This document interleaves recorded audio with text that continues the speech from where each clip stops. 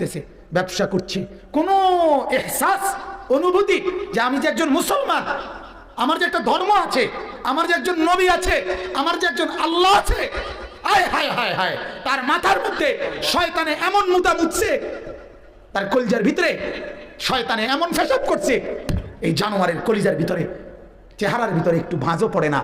লজ্জার একটা অনুভূতিও জাগে না, শরমও লাগে না যে কি আমি মানুষ নি না জানোয়ার,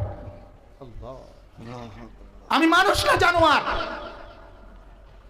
আমার তো স্পষ্ট কথা,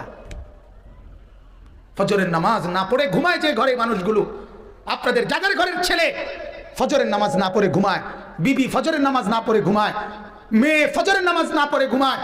এবং কর্মজীবী কামাই রোজগার করেন যারা, পরিবারের অভিভাবক ফজরের নামাজ না পড়ে ঘুমায় থাকেন, সকাল 8টায় 9টায় 7টায় যারা ঘুম থেকে ওঠেন নামাজ না পড়ে, এরা মানুষ ওঠে না, এরা জানোয়ার ঘুম থেকে ওঠে, জানোয়ার জানোয়ার।